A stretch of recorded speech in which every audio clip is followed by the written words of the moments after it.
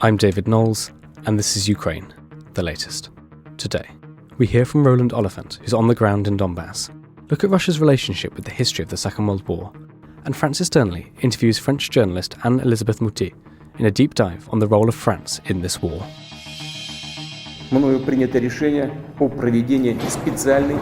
This hideous and barbaric venture of Vladimir Putin must end in failure. Putin's war in Ukraine has destabilized energy markets the world over. Nobody's going to break us. We're strong. We're Ukrainians. Every weekday afternoon, we sit down with leading journalists from the Telegraph's London newsroom and our teams reporting on the ground to bring you the latest news and analysis on the war in Ukraine. It's Friday, the 3rd of February, day 345. And with me to discuss the most recent events in Ukraine and around the world, I'm joined by our senior foreign correspondent Roland Oliphant, our assistant comment editor Francis Dearnley, and our Russia correspondent Natalia Vasilyeva. We started by checking in with Roland, who all this week has been reporting from Donbas. Good morning, David. Afternoon. We've just been back up to Chasiv Yar, which is, this town that's the kind of, last stop before Bakhmut, the kind of gateway there, just to have a little sniff around. I must say, since I was last there 2 days ago, it feels much emptier, far fewer people around. The sound of artillery fire is kind of proportionately louder, so kind of each time you go there, you kind of feel it. Maybe you're imagining it, but it seems to be getting, closer, more intense. Things like that. You could definitely hear, the outgoing and somewhere over there, hit landing. We dropped past the point of invincibility, which I wrote about the other day. This room where people go to get some electricity, some heat, a bit of food. It was largely empty. I was told by a woman there that that's partly because somehow they've managed to get the electricity back on in the town, which is good news because they were without it for the best part of a week. So people are staying at home to charge their phone. But she also told me that, that people are leaving. Like lots and lots of people are now being evacuated. And there certainly was kind of visibly fewer people milling around and definitely more kind of nerves about that. I certainly felt quite uncomfortable there today. Partly because the weather's a lot better.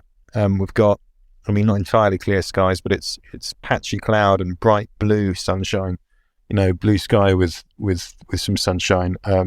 It's pretty good weather to put a drone up and see stuff. So I was kind of feeling quite exposed. The sense is the same kind of pattern that I've been describing over the past few days, which is that the Russians do seem to be, I don't have the details, but do seem to be pushing further and further. And the situation there seems to be more and more tense and very much felt today like a town that is kind of getting ready to be a battlefield, I'd say. Thanks, Roland. Well, I think Francis has some of those details. There's been an interesting report in Reuters. Francis, can you talk us through it? Thanks, David. Yes, well, speaking to Roland's experience on the ground, Reuters are reporting that Russia has picked up momentum on the Eastern Front and announced advances around Bakhmut. Of course, Russia are determined to make progress before Ukraine receives the new battle tanks that we've spoken about at length in recent weeks and months, and other armoured vehicles and technology from the West. We're also hearing that Russian forces are pushing from both the north and the south in attempts to encircle the town, using what are now superior troop numbers to try and cut off from resupply and force the Ukrainians out. And we're even hearing that from the Ukrainians themselves. That's coming from a Ukrainian military analyst this morning. Meanwhile, Ukrainian news agency reported that Russia is attempting to announce an advance 4 directions in the Donetsk, around where Roland currently is. That's towards Lyman, Bakhmut, of course, Avdiivka and Novopavlivka. So a lot is happening this morning, and I'm sure that there'll be further announcements over the weekend. So I would highly recommend that listeners do check out our live blog on our website, which will be following this very closely, because it seems that things are moving quite considerably this morning.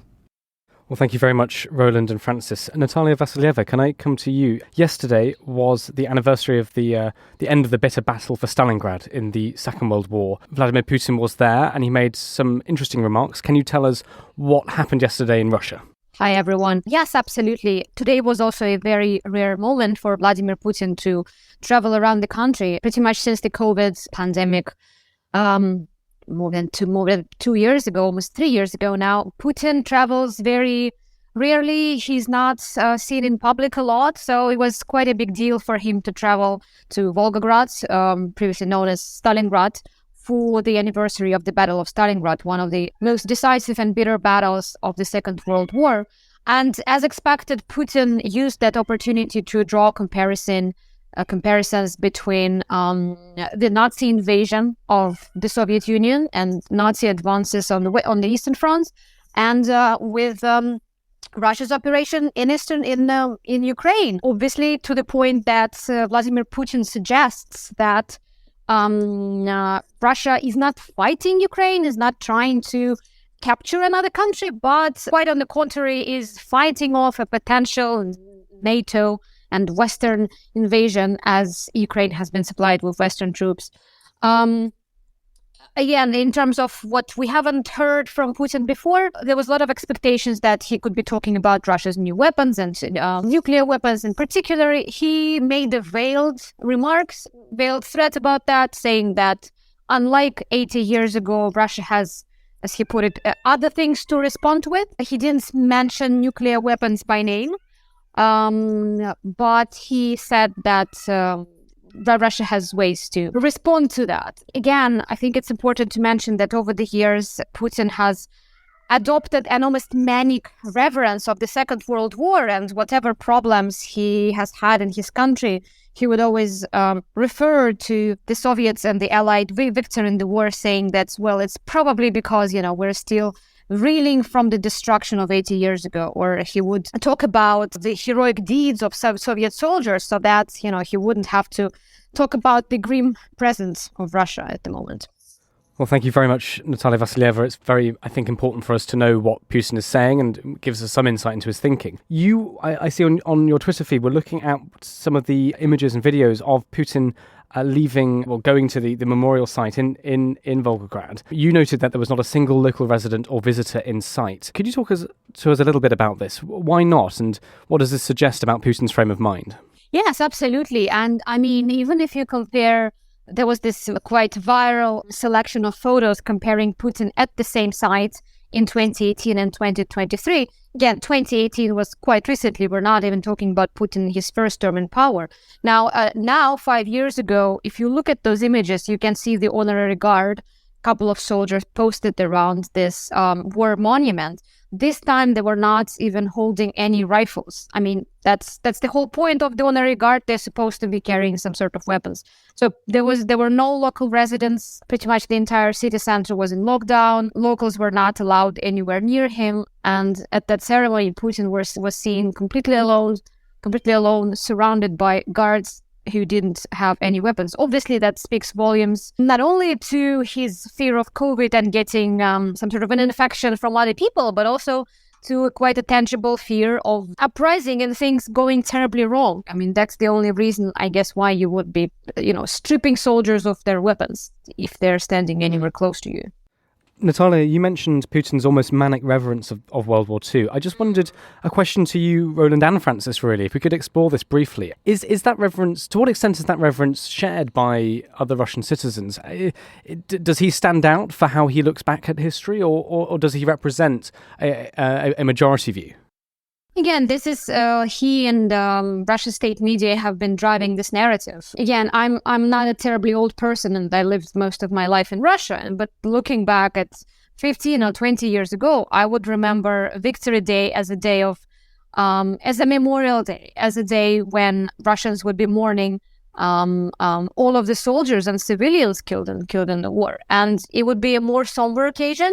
And over recent years, it has turned into a holiday of sort. It has turned into this lavish military parade where sort of Russia's victory and all of the glory that the Soviet Union gained from that war would outweigh the colossal human suffering, which was the whole point of the holiday before. And again, we're now, it's been more than 80 years. Obviously, there are very few veterans around. There are very few people who were old enough to see it and to take part, to push back against this narrative of a victory and the glory that sort of puts the victory above everything else, above the human suffering. So it's really hard to say whether Russians share this narrative, but I would say that this narrative has been framed by Russian state media that, again, has put the glorious achievement, the victory, above the human suffering that the Soviet people has endured. Thanks, Natalia. Roland and Francis, I just wanted your thoughts on this as well. I mean, it's a national cult, basically. I mean, Natasha's completely right, and it's been. I mean, I think as a British person who's kind of raised on, Remembrance Sunday and red poppies and 2-minute silence and things like that, kind of the Russian approach to Victory Day was always a little bit jarring because I never found it quite as somber as that, and it always was a little bit more celebratory. But I remember, as Natasha said, 15 years ago, okay, there was a kind of celebratory aspect to it, but in a kind of good way. Right? I mean, in a kind of, of course you should be celebrating the end of the Second World War. Of course you should be celebrating the defeat of the Nazis. Of course that's an indisputably good thing that the Soviet Union achieved. And was it back in 2010, 2011, we even British soldiers marching, joined the parade on Red Square. I think we may have been the Welsh Guards, I think, to kind of symbolize this. And it was a holiday, but, in a kind of street party-ish, bunting, flag waving, remember your granddad kind of thing. And it has absolutely been, I mean,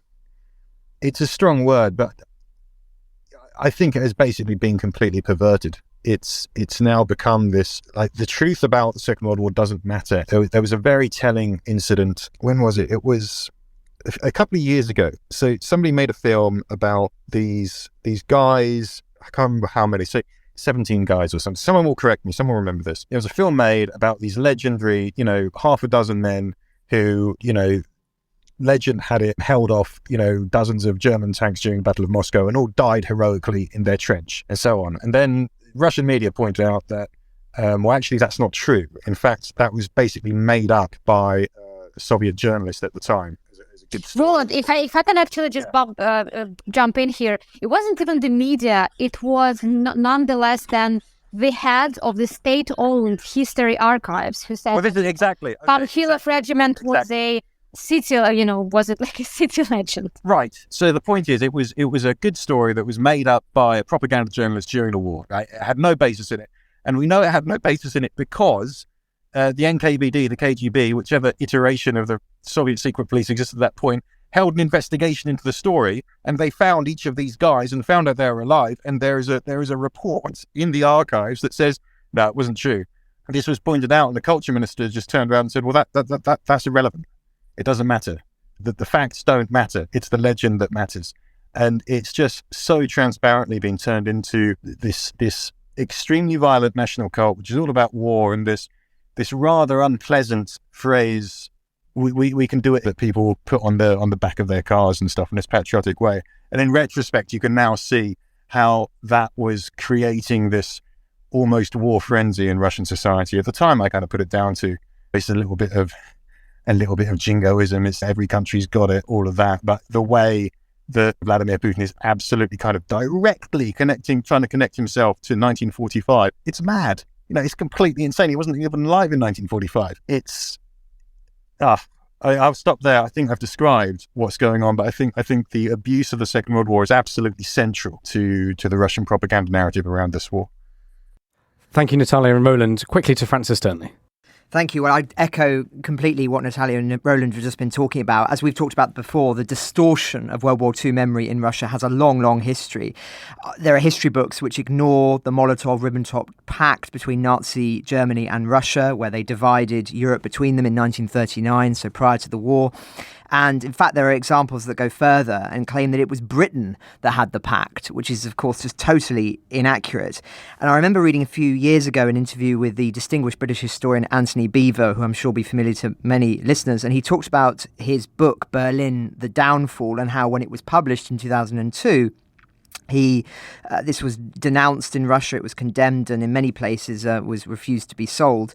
And the then Russian ambassador to Great Britain invited him to lunch, and they had a conversation, quite a revealing one, which I think explains some of why World War II history is exploited in the way that it is.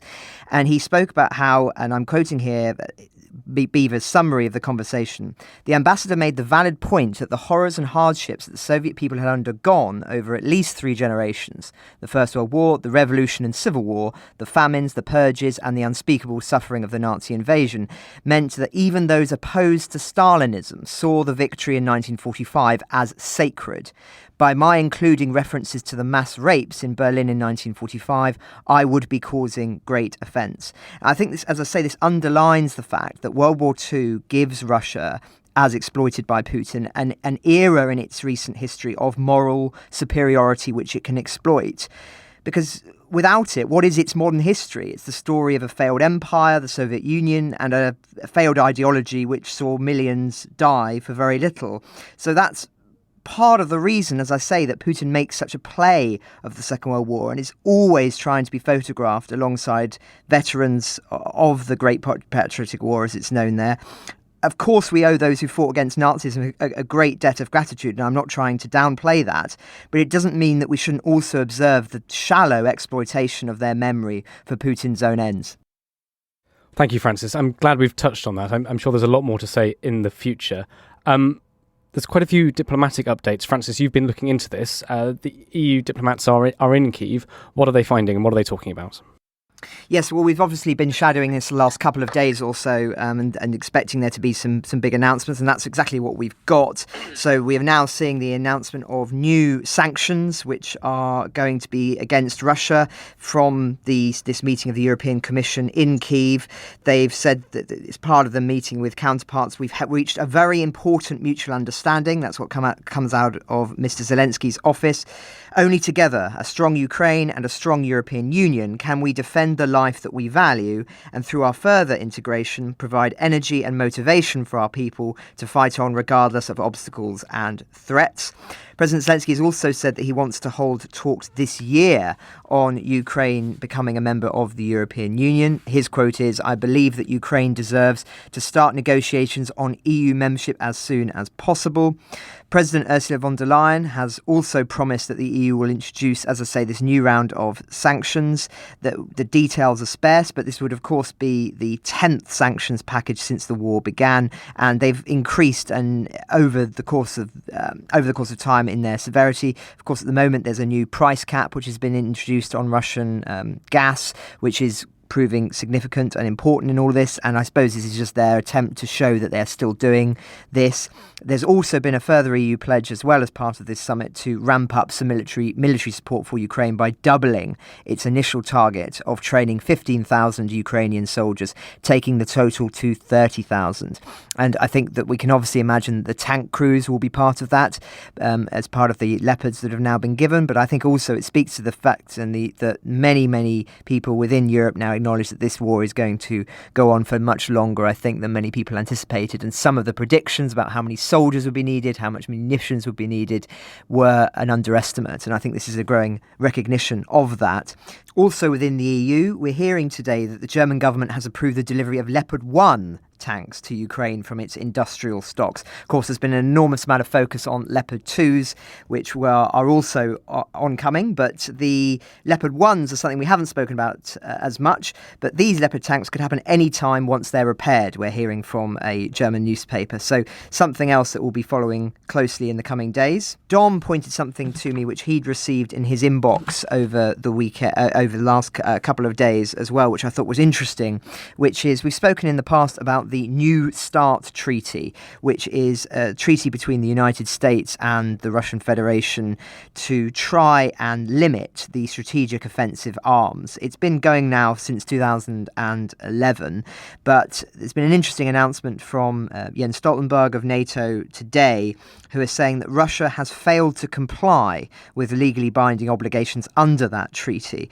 They've refused to convene a session of the Bilateral Consultative Commission, the BCC, within the treaty established time frame. They've failed to facilitate US inspection activities on its territory, which prevents the US from exercising important rights under the treaty. NATO allies continue to view effective arms control as an essential contribution to its security objectives, but Russia is not permitting us to do what we are enabled to do. So just an interesting example, this, of how a lot of ongoing attempts to reduce nuclear weapons stocks and strategic missile stocks, etc., have all been put on pause by this war. And worse, there's been an escalation in terms of the investments from Russia in nuclear weapons, Satan II, of course, most famously from several months ago. So this is a serious issue, and one that no doubt will be returning to, because NATO are clearly concerned by this. So that's where we are, David, in terms of the diplomatic space. But I know that Natalia will have some more within Russia itself. Absolutely. Thank you very much, Francis. Natalia Vassilieva, you've been writing a number of very interesting stories about events inside Russia. Can you take us, first of all, to Zelenogorsk, to a nursery in Zelenogorsk? This is near Krasnoyarsk.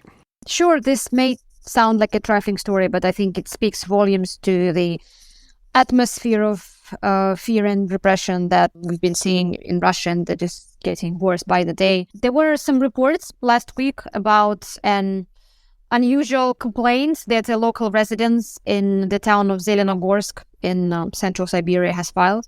Apparently, her child has been going to this nursery, and from what I've heard from parents, it sounds like it was a really good nursery. Parents were very happy with the education that the kids have been receiving. So this particular mom has been unhappy with a display of a British flag, figurines of Buckingham Palace guards, and a picture of Queen Elizabeth II. Apparently, this woman has relatives in eastern Ukraine, and she's pro-war, and she has been repeatedly complaining to local officials, eventually succeeding in getting Union flags removed, as she was claiming that the display was inappropriate, while Britain, as she put it, was like the Nazis supplying Russia's enemies in Ukraine with weapons. Again, I mean, if you think, 6 or 8 months ago, when relations between Britain and Russia were quite tense already, around the time Russia officially declared Britain a hostile country, but no one in their right mind would go and react to a complaint of someone who wasn't happy about British flags and figurines of Buckingham Palace guard in this corner that celebrated British culture. It's for English classes. So obviously that speaks volumes about how isolationist Russia is becoming. Another story that crossed my radar this morning, which is completely unrelated, but I think it's quite indicative what we've been seeing in the occupied territories, and it's basically tells you what life is going to be like in Russia-occupied territories before those areas are liberated.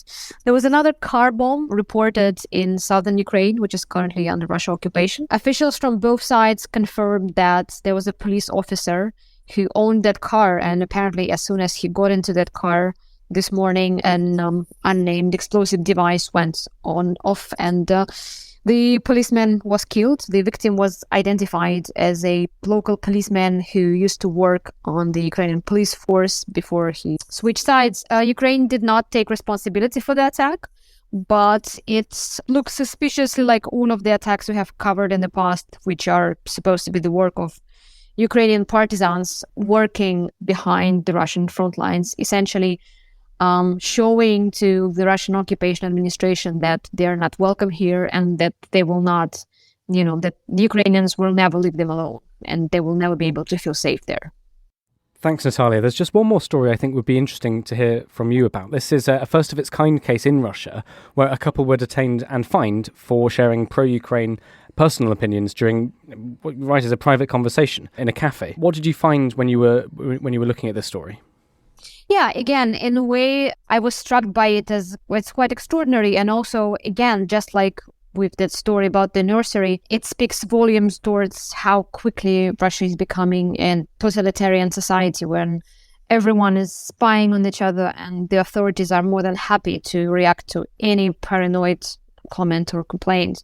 So this case was reported over the weekends when a couple, a husband and wife, were having dinner in Krasnodar in southern Russia in a cafe. And makes this case special is that those people are now facing charges of discrediting the Russian armed forces for a private conversation. They apparently were sitting at their table in a cafe discussing Ukraine, and then one of other patrons stopped by and started expressing his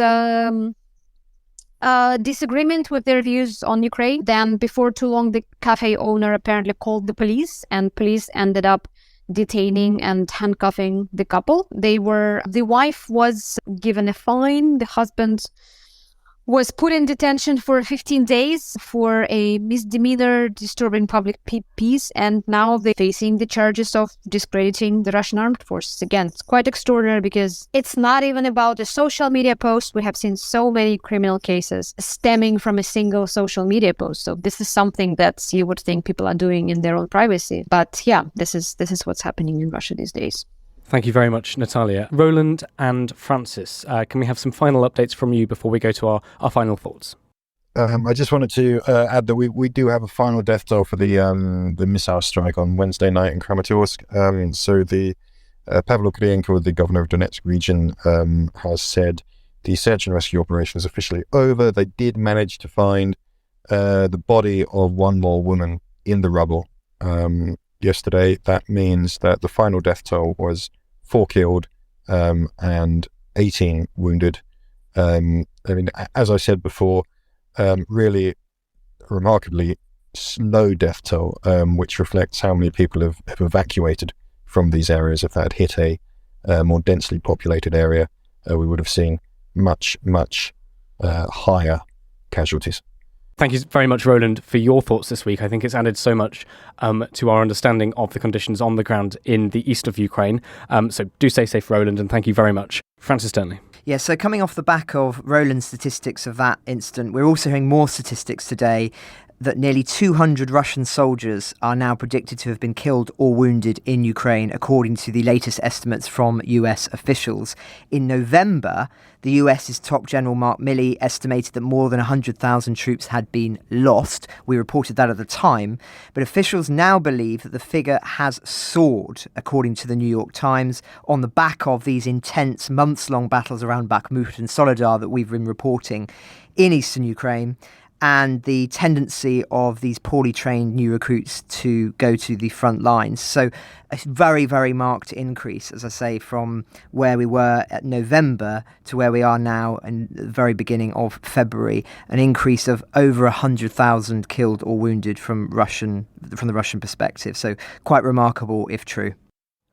Thank you very much, Francis Dearnley. We're coming to the end of our time together as a group discussion today. So can I just go to all of you for your final thoughts? Francis Dearnley. Thank you. I was speaking earlier on about how this idea of sacred history and World War II, but it's not just World War II. I think it's important to emphasise with what Putin has done. When one visits Russia, as I did a few years ago, it's extremely striking seeing the amount of investment and restoration in Tsarist palaces and in the idea of the Tsarist era. And I recall reading a piece in November 2013 or so, I was looking it up before we came on, where the Kremlin hosted a rather bizarre gathering of descendants of poets and writers from Russia's golden age, including Tolstoy and Pushkin. There was also interviews around that time with descendants of the 19th century composer Tchaikovsky, of course. So very much an attempt by Putin to use and manipulate history, to pick and to choose, which is something that he's not only done in order to cement his position back home, but of course he has done throughout this war, using references to Peter the Great, distorting truths in an attempt to justify what he has done. And so this is part of his playbook, and it was one that unfortunately was highly predictable. Thank you very much, Francis. Natalia Vassilieva. Yes, I just wanted to latch on Francis's earlier remarks actually about Russia's mounting battle losses. And for me, as someone who watches Russia for a living, I would say that means that we would probably be coming to a point when the Kremlin would be in a position when it would have to finally make a choice whether to call another mobilization or not. As we might remember, the previous partial mobilization, as they called it, was very unpopular. They managed to recruit about 300,000 troops. We know that a number of those people have already been deployed. A lot of them have already been killed and injured. But we also know that they haven't used up all of those soldiers. Some of them are still in training and could be deployed. But again, the amount of troops that Russia is losing every day in wounded and killed obviously puts extra pressure on the Kremlin, and I would be looking at the next day to see if there are any signs that the Kremlin would be in a position that they would have to be calling another mobilization to call up civilians again. France is one of the countries we haven't spent too much time on Ukraine the latest over the past year. So my colleague Francis Dearnley spent time talking to Anne-Elisabeth Moutet about the role of France, its relationship with Russia and Ukraine, and how French President Emmanuel Macron has been approaching the invasion. To those of us who have been following the war since the beginning, France's approach has a certain enigmatic quality. It seems to fluctuate between hardline condemnation of Putin while simultaneously making statements about Russia needing to be given security guarantees for the future stability of the continent. How would you summarise the French response to the war and its position on what needs to be done? The French response to the war has been uneven, precisely because Macron has a delusion, I would say, of even-handedness.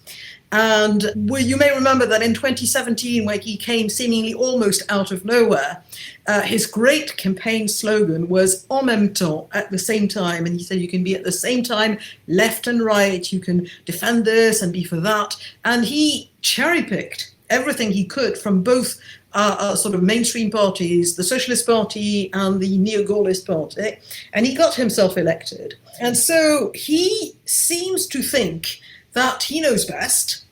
He was a top Mandarin in the French civil service before he was briefly a banker. So he's used to sort of things running under his orders. And the result is that he thought he could finesse it.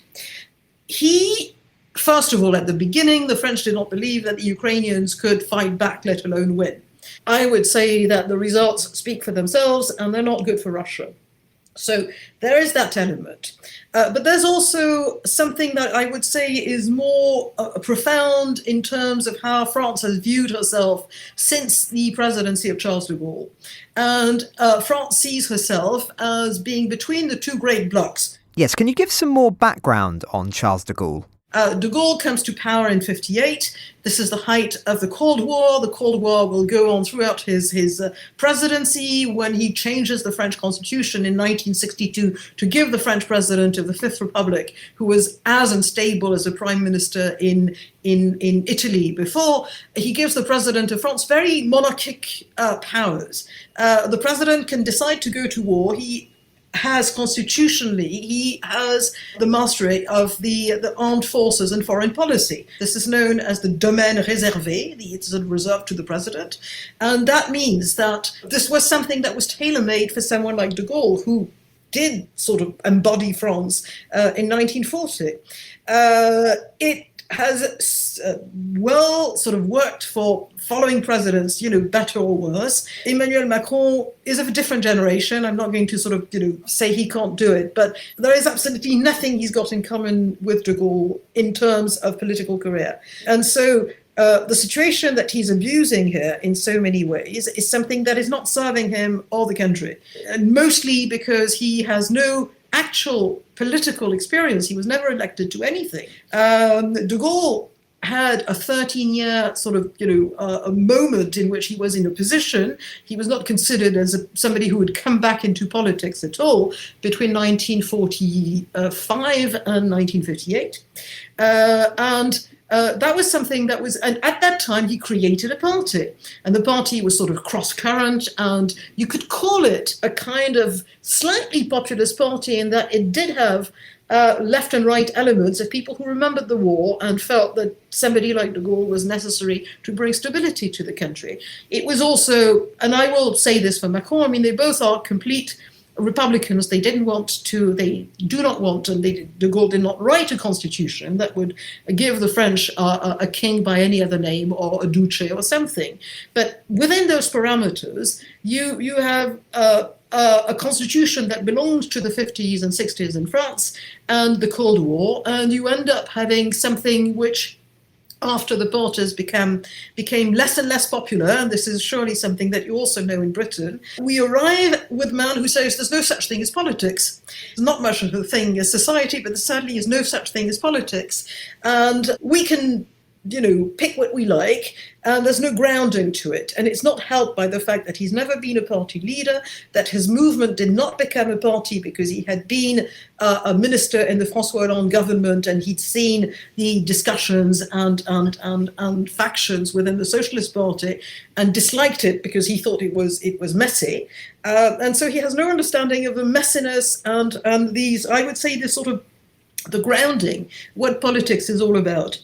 And that has not helped him so much in French politics, and it certainly doesn't help him at all in foreign policy, because he sees foreign policy as an essay that he's got to write for his studies at Sciences Po. And anybody who's got sort of human experience sees that, again, foreign policy has got to be tempered by experience and compromise. To Macron, compromise is not really a compromise with human beings, it's a synthesis. So you can reach something that would be very good. You can say, well, on one side you've got that, on the other side you've got something else, and this is indeed the plan for essays that is recommended at Sciences Po, synthèse, antithèse. That's what he does. And he has done some very strange things, which is, for instance, not only has he always picked ministers who are not politicians by profession, and again, politics is a real skill, and you need to have it. And he's got no grown-ups to tell him things. And when he has grown-ups who are competent, like Jean-Yves Le Drian, who was François Hollande's defense minister, he kept on Le Drian, but he put him in foreign affairs because he felt that Le Drian was too friendly with the generals, which you'd think, as a defense minister, is not necessarily a bad thing, but it was because Macron wanted to have all the power. So not only has he MPs who are not professionals, he's got ministers who are not really professionals, they are technocrats, but he also has destroyed a number of institutions within France that could have brought in some talent. And one of those, which he has cancelled, literally, is the corps diplomatique, the diplomatic corps of France. Civil servants can come from anywhere from the French pretty bloated civil service. As long as the president wants them in the Foreign Office, that's where they go. French diplomats, who are very diplomatic, have not protested much, but what we've heard means that they are extremely angry about this, but they have no voice in the matter. So this is what happens when you've cut yourself off from any kind of experience in foreign affairs, and you think that you can organize this the way you sort of balance tendencies within your own cabinet. Macron also thinks that he can persuade anyone. He certainly did this in his career in France, but he was operating within a small pool of elites who are basically from where he comes from himself, the same schools and the same civil service. But he went and spoke to Putin twice. He and his wife admire, and so does every cultured person, Russian culture, but they felt that talking to Putin about great Russian writers would make a friend of his. If you look at pictures of Putin with his real mates, they are guys who wear Adidas shell suits and gold chains. I mean, they are not people who read Dostoevsky and Pushkin. So there was also a misunderstanding of what Putin's country is based on. The way the French elite view Russia is really interesting. The joke that people say lots of countries have mafias, but Russia is the only mafia that has a country. It applies very much in Putin's Russia, in which there is no such thing as rule of law. So all of this means that we were uniquely ill-equipped. Another problem in France is that many of the French elites, not all of them, and probably not the majority, but certainly a strong minority, have been seduced by the idea that Russia is a great country and France is a natural ally of Russia. This is something that has been fostered by Russians throughout the regimes, because the Soviets sent very clever French-speaking diplomats, politicians to France, and the Putin's Russia sends very clever, very articulate, very well-educated diplomats and influence people to France today. And all these people come from, elite institutions like Guillemot, the Foreign Affairs the University in Moscow.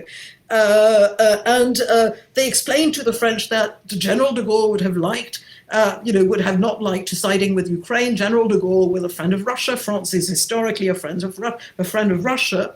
And that has worked. And what works for agents of influence, Russian agents of influence in France, is appeal to de Gaulle's idea that I'm independent, France is independent between the two blocs.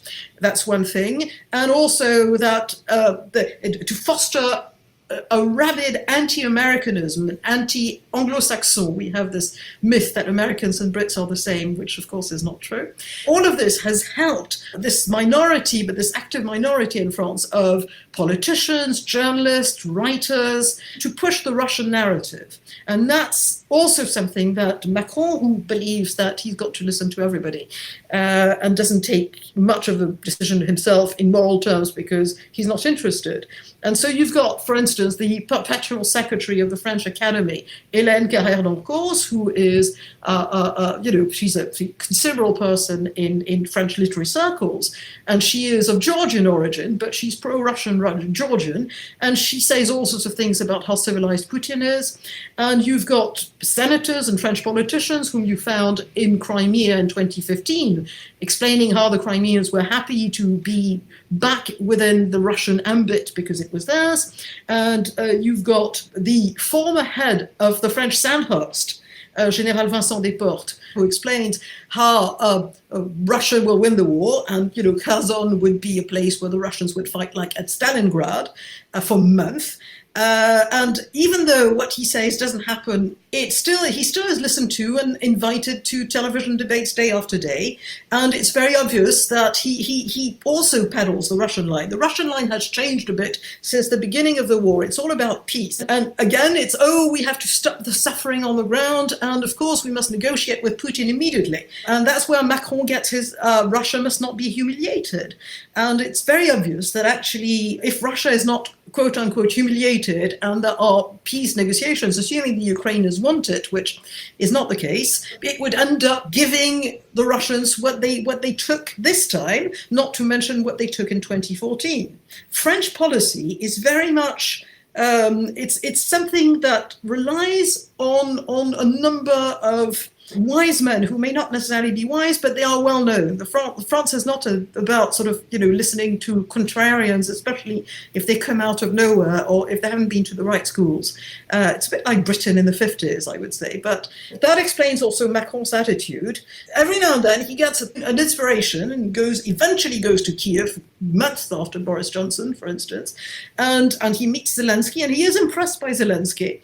And so for a moment he sort of says, no, we can't do that. And then things come back, probably advisors also tell him things, and he sort of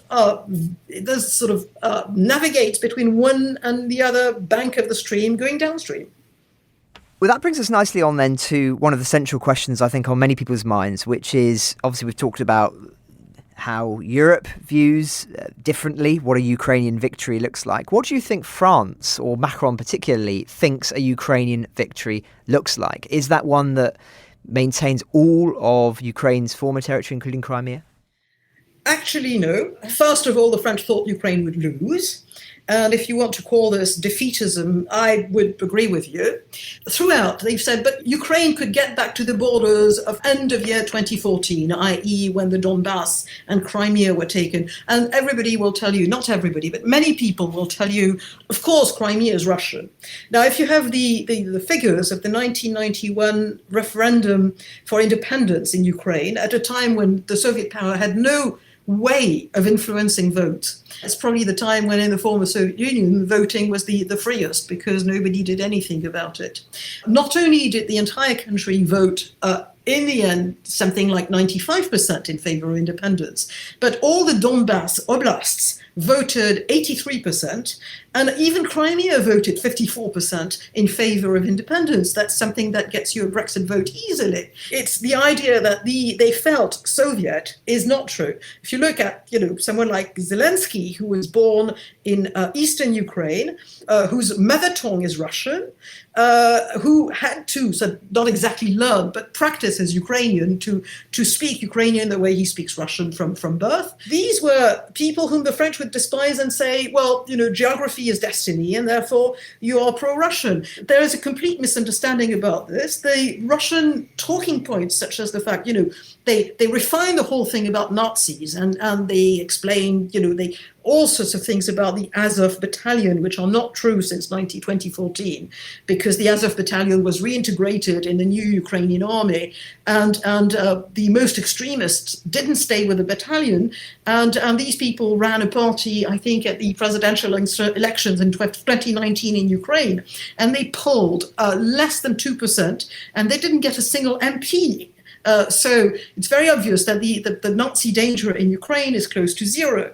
And I wouldn't say the same thing about people who glorify the Wagner group. So none of this is very well known. There is certainly an appreciation that you just do not, even if you think that the place belongs to you really historically, you do not go there with tanks. So in French public opinion, there's a kind of small majority in favor of Ukraine. But then it's always good to appeal to selfishness in the French debate, even though when push comes to shove, the French will do something else. But they say, no, but we can't. It's causing us trouble. It makes for the more energy costs. It's bad for the economy. Why should we help? It took some time and a great deal of reporting, and I might add an extremely expert use of social media by every Ukrainian, not just the government. The message and the narrative from the Ukrainian side has been very well presented, just at the same time that what the Russians were doing was coming out. So France has done a number of things that are quite commendable. For instance, very early on, just after the Bucha massacre, when the Russians withdrew from Bucha, France sent a number of French forensic specialists from the gendarmerie who worked for weeks identifying all the bodies and documenting this so that the proof would be done by people from a neutral country that had experience in that sort of thing. And that also with the work of a French priest, Father Desbois, in war crimes by Russia, has been very helpful in documenting the more than 40,000 war crimes perpetrated by Russia. And he documented this in Ukraine for years, and the project Yahad in Unum is quite remarkable. And this Catholic priest went back to Ukraine, where he made lots of friends, and started documenting the war crimes from the other sort of fascist power, the Russia. And so all of this is a part of efforts. Father Desbois, of course, is not commandeered by the French government, but the French have sent armored personal carriers. The French have sent a number of things. There certainly is support in parts of French society. I would even say that the French army, you have pockets of pro-Ukraine sentiment in parts of the French army. You certainly have a French navy, which is much more Atlanticist than the Armée de Terre, the land army. And anyway, the French army, it may have retired generals who have opinions, but to be completely honest, the French army is nicknamed the Great Mute, La Grande Muette, has been for more than a century, and it does not intervene in politics. It is Republican. The last time somebody tried was a putsch to try and keep Algeria as a French colony in 1960, and that failed completely because most of the army did not obey the four generals who thought they would sort of get the army to fight against independence decided by General de Gaulle. It didn't end the war, but certainly it was very obvious that the French army was legalist and would not do anything. But I find scary that the novel that has been the most read in France last year, The Wizard of the Kremlin by Giuliano di Empoli, which is a novelized way of imagining and sort of, a roman à clé of an advisor to Putin and the way they decide politics, presents Putin in a much more sympathetic way than he deserves. It shows him having historical sort of conceptions, long-term. It shows him sort of being attuned to the soul of Russia. It shows him having extremely clever aides who never lie to him, which is not really true. And you can see the people who in French politics have said, oh, this is a great novel and it tells us so much about Russia. And it tells you about Russia what Russia thinks you should know about Russia, which is very different from what we're just seeing on the ground. I discovered things about Russia myself just by seeing them make such a mess of things happens in Ukraine. And I think all of us did, and all intelligence agencies have got tons of material they can work from. I'm not saying that the Dunano di Empoli book, which got the prize of the Académie Française, it's not a bad book. It's actually a good book, but it's a book that romanticizes things just enough so that you can't call it a pro-Putin book. But it still is much too soft on the reality. And that means that you've got in many circles in France, so things that, but you've got to see both sides. And you try and say, look, there are simple things like, if Ukraine would never have attacked Russia and Russia attacked Ukraine twice. And it's very difficult to get that because first of all, the French are always wary of something that seems simple because we are so intelligent. And also, I will quote an advisor to this day of Emmanuel Macron, a former foreign minister of 20 years ago, Hubert Védrine, whom I saw at a conference last summer in front of a room full of Eastern Europeans, which he did not read properly, explaining that, we had to be realistic and we had to sort of bring peace because it was not practical to have this war, and that we shouldn't sort of start to put the whole matter about, to see it through the prism of values because it was completely useless. And he got sort of told back by the foreign minister of Lithuania, Gabrielius Landsbergis, in a wonderful way. But that is something that can prevail very easily in the French elite, is, we're too clever to do simplistic things like think that there are people in the right and people in the wrong. I find your analysis of the mentality of the French elite on these questions very interesting. It's something underexplored and underappreciated here in Britain, I think, and no doubt in other countries. You have to see that there's a strange French-Russian relationship, because even though Napoleon invaded Russia, it's as if the Russians have half forgiven him. And one of the things that are quite true is that in many ways, the invasion and the pushback against the French invasion in 1812 meant that Russia built herself a culture, and that culture flourished in the 19th century extremely fast. You had elites in Russia who all spoke French, but the rest of Europe also spoke French. You had Empress Catherine inviting Voltaire, that sort of thing. And Napoleon comes in, and suddenly the Russians they speak Russian. It's a bit like Ukrainians. They're invaded by Russians, and they decide that no, now they're going all to speak Ukrainians, even the ones whose mother tongue is Russian. It's fascinating to see how the effects are similar. And Pushkin comes at that time, and he essentially creates the modern Russian language, which is a thing of beauty. And then you've got all this literature that flourishes, and you've got many links between France and Russia at the time.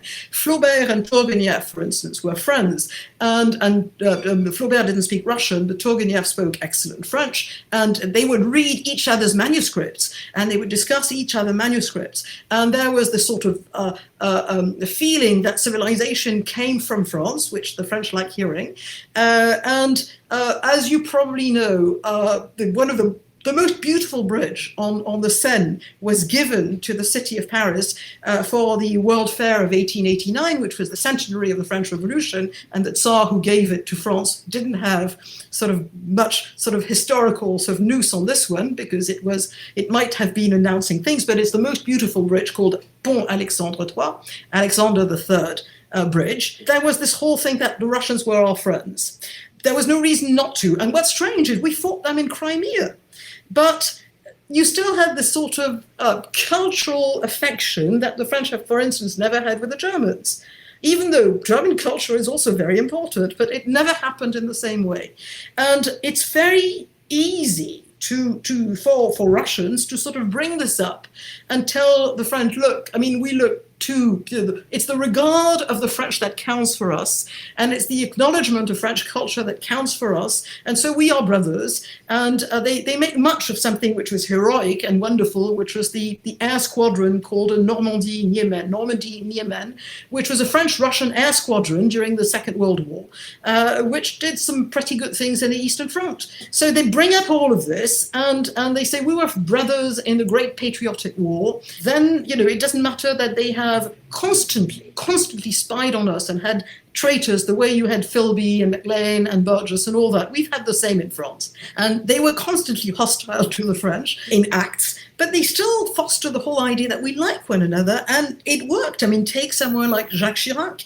Jacques Chirac, who spoke decent English, not good, but decent, also spoke Russian. He had a white Russian tutor with whom he translated Pushkin's Yevgeny Onegin, and he always had this sort of feeling of affection for Russia that you can't see him having for England, for instance, which is, at the end of the day, a country with whom we have much more in common than Russia.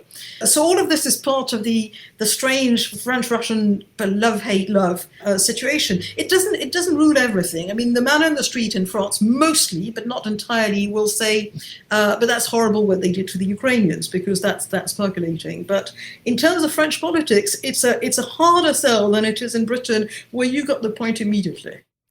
One final question then, coming off the back of that. How reliable a partner do you think that France is from a Ukrainian perspective, thinking long term?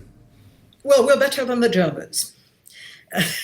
So that's very helpful in so many ways, because we're not the laggards. I think you have people in France, and I know quite a lot. I mean, I've insisted on people who are pro-Russia because it's shocking to me.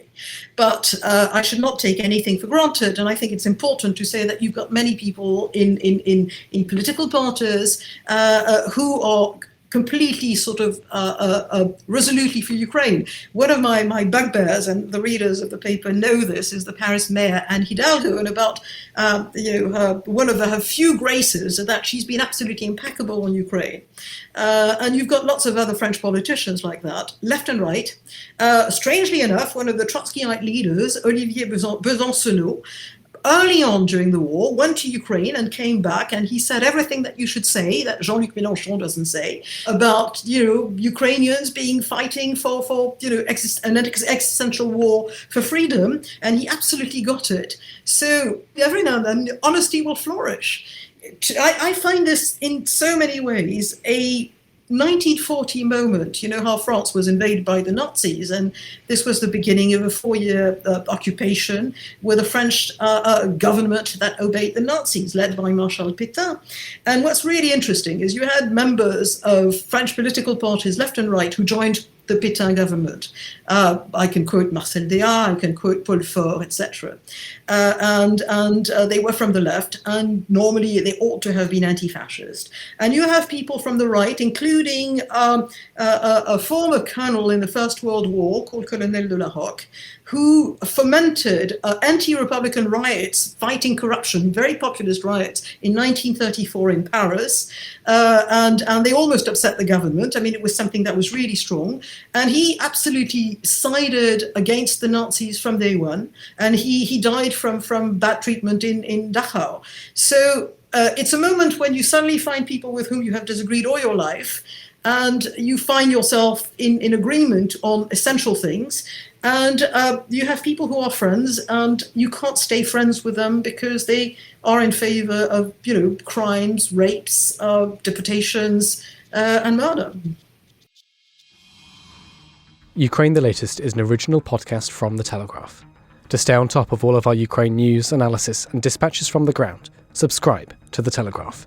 You can get your first 3 months for just £1 at www.telegraph.co.uk/Ukraine the Latest, or sign up to Dispatches, our Ukraine newsletter, which brings stories from our award-winning foreign correspondents straight to your inbox. We also have a Ukraine live blog on our website where you can follow updates as they come in throughout the day, including insights from regular contributors to this podcast. You can listen to this conversation live at 1 p.m. each weekday on Twitter Spaces. Follow The Telegraph on Twitter so you don't miss it. To our listeners on YouTube, please note that due to issues beyond our control, there is sometimes a delay between broadcast and upload, so if you want to hear Ukraine the Latest as soon as it is released, do refer to podcast apps. If you enjoyed this podcast, please consider following Ukraine the Latest on your preferred podcast app, and if you have a moment, leave a review, as it helps others find the show. You can also get in touch directly to ask questions or give comments by emailing ukrainepod@telegraph.co.uk. We do read every message. And you can contact us directly on Twitter. You can find our Twitter handles in the description for this episode. As ever, we are especially interested to hear where you are listening from around the world. Ukraine the Latest is produced by Isabel Bouchard and Giles Gear, and today on Twitter, Emily Hill.